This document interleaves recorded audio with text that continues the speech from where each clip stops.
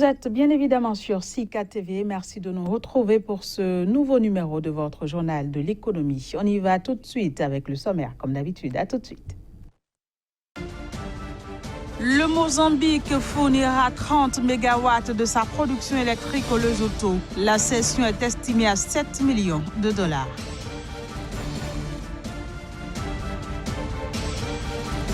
Conférence mondiale sur les investissements miniers en Afrique du Sud, occasion pour le pays de regagner la confiance des investisseurs.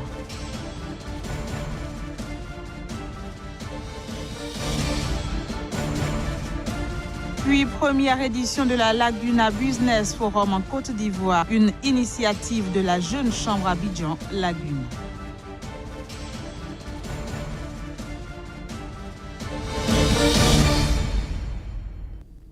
Voilà, c'était là les titres de cette édition. À nouveau, bienvenue. Je l'annonçais en sommaire, le Mozambique cédera entre 10 et 30 MW de sa production électrique au Lesotho.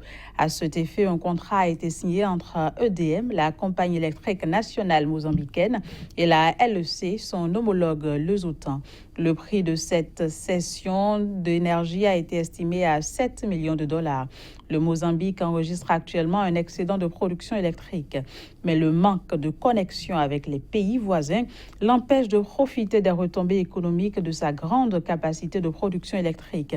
Il prévoit donc d'effectuer 5,15 milliards de dollars d'investissement dans le secteur au cours des prochaines années. Quant au Lesotho, le pays a actuellement une capacité électrique installée de 80 MW et un taux d'électrification de 27,8%.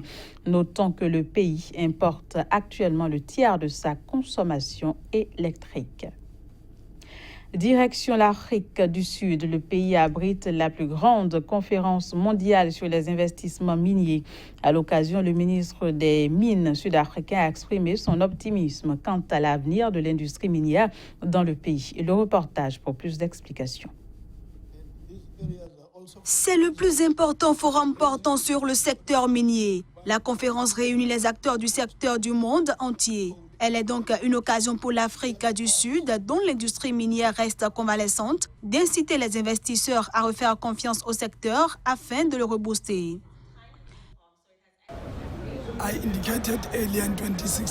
J'ai indiqué au début de 2016 que nous traversions une mauvaise passe. J'appelle ça l'hiver. Au moment où nous parlons, nous avons constaté une certaine augmentation des prix des minéraux comme le zinc, le minerai de fer, pour n'en citer que quelques-uns. Minerals like zinc, iron ore to mention but a few. Two of the biggest mining companies. Deux des plus grandes compagnies minières ont déjà indiqué qu'elles allaient investir environ 2,4 milliards de dollars en Afrique du Sud. L'avenir de l'exploitation minière est donc encore brillant dans ce pays. It's still bright in this country. Le chiffre d'affaires des compagnies minières sud-africaines a progressé de 13% à 43 milliards de rand, soit 2,9 milliards d'euros par rapport à 2016. Quant à leur capitalisation, elle a chuté d'un quart, et ce, malgré la remontée des prix de certains métaux sur les marchés. De l'Afrique du Sud, rendons-nous à présent au Togo. Le pays abritera, et ce du 27 au 28 février 2018, la toute première conférence sur la technologie, blockchain et les crypto-monnaies. Une initiative de la structure Technologie, Réseau et Solutions en partenariat avec Ghana.com. Si l'avènement de la blockchain et des crypto-monnaies a révolutionné les transactions commerciales au plan mondial, au Togo, elle connaît un faible engouement. Cette rencontre sera donc une occasion d'en savoir davantage sur les crypto-monnaies et les solutions blockchain. L'objectif à terme est de booster l'utilisation des monnaies électroniques et de permettre au plus grand nombre de tirer le maximum d'avantages de toute l'économie que génère cette révolution. Direction la Côte d'Ivoire, le pays est une richesse agricole et la Jeune Chambre Abidjan Laguna entend le faire savoir à la jeunesse urbaine qui cherche à fuir le chômage. Elle vient d'initier à Abidjan la première édition de Laguna Business Forum en vue de permettre à ces jeunes de saisir les opportunités offertes par l'agriculture en Côte d'Ivoire. Les précisions, ce sera avec Chris Paternassemian, notre correspondant à Abidjan. Dans un passé récent, ce slogan avait conquis les jeunes Ivoiriens et convaincu les autorités qui incitaient la jeunesse des agglomérations urbaines à retourner à la terre. Le succès de ce pays repose sur l'agriculture. Et sur ce marché de la commune de Komassi et Bigan, dans la capitale économique ivoirienne, on trouve des produits locaux de grande consommation. C'est ici qu'on retrouve également ces deux jeunes dames, âgées respectivement de 23 à 25 ans, Dolo Awa et Sandrine Kouakou, déscolarisées et sans diplôme, elles ont retrouvé ici une seconde chance. Ça fait 8 ans que je vends ça. Je vends des concombres, tomates, ça est propre pour nourrir ma famille. Mais grâce à mes bananes, j'arrive à me débrouiller. Je m'en sors un peu. Il y a de l'argent dedans, ça va.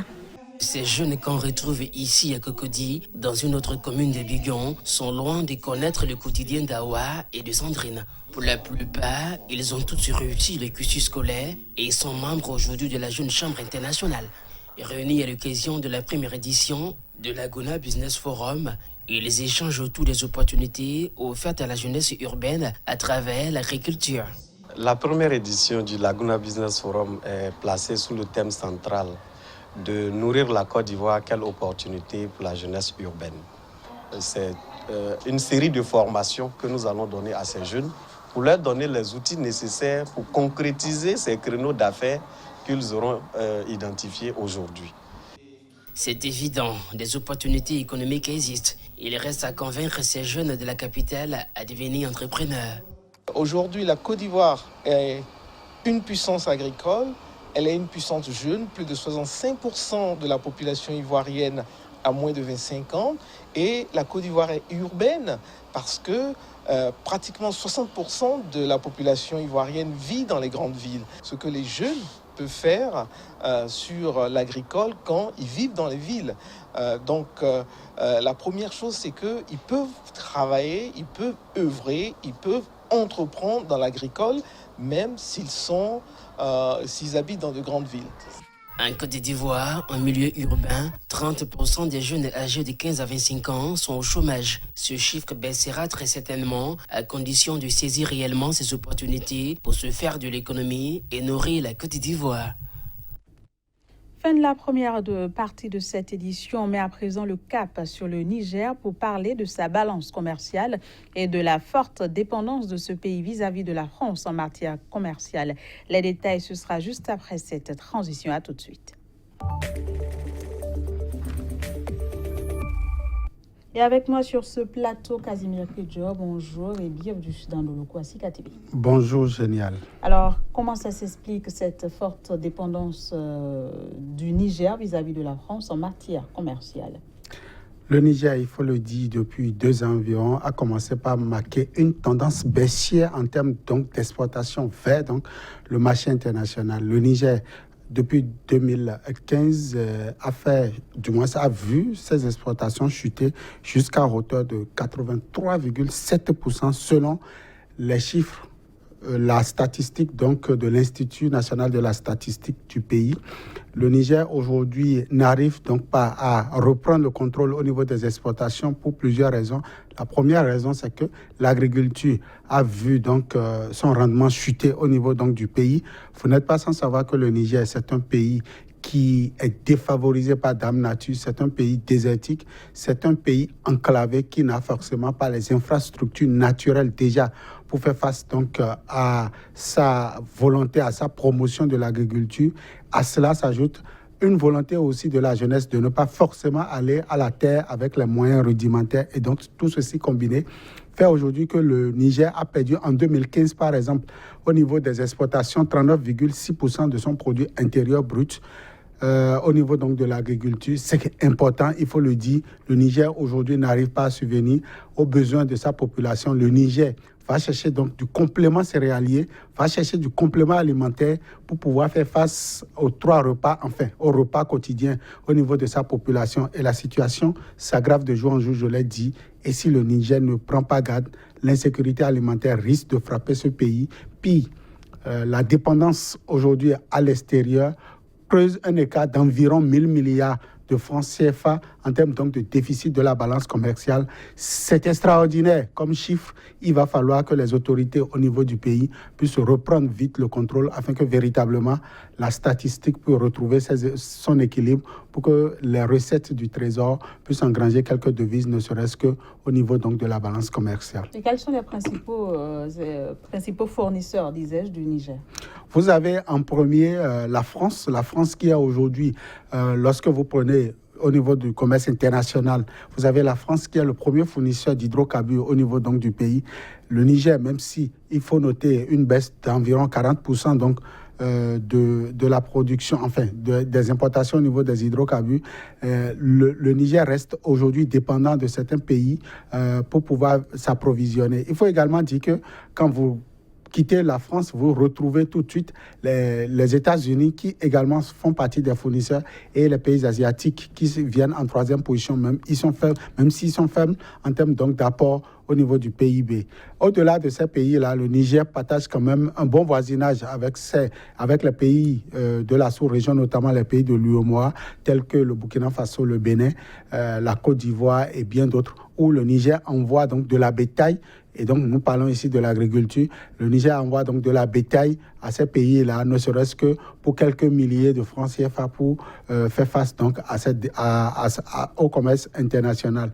Au-delà de ça, il faut également dire que le Niger arrive quand même à faire face à un certain nombre de dépendances en termes donc d'énergie. Le Niger importe de l'électricité au niveau donc du Nigeria pour pouvoir faire face aux problèmes de délestage et aussi en termes de suffisance énergétique au niveau des petites et moyennes entreprises. Donc voilà quelques pays ici qui accompagnent le Niger sur le marché économique, sur le marché commercial sous-régional, mais aussi international, pour pouvoir quand même essayer de faire parler de ce pays, parce qu'aucun pays n'est avec un taux zéro en termes de commerce sur le marché international. Et quel est le poids des matières premières dans la balance commerciale du Niger aujourd'hui?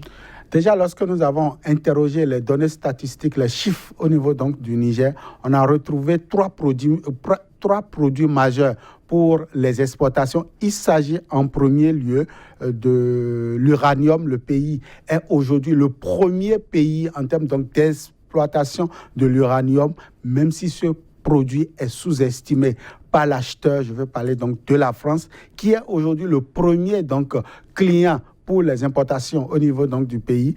La France qui achète, donc qui importe à près de 95% la production d'uranium, ce qui a permis par exemple en 2015 d'engranger au niveau donc du Trésor environ 240 milliards de francs CFA en termes donc de rentabilité, en termes de devises, ce qui n'est pas suffisant par rapport à la quantité d'uranium envoyée vers la métropole. Il faut également dire que en dehors donc de l'uranium, on retrouve un produit comme l'or au niveau donc du pays. L'or aujourd'hui représente environ 15% donc des exportations au niveau du pays, soit environ 55 milliards de francs CFA comme recette en 2015 au niveau donc du Trésor. Voilà les deux produits phares en dehors des produits des hydrocarbures.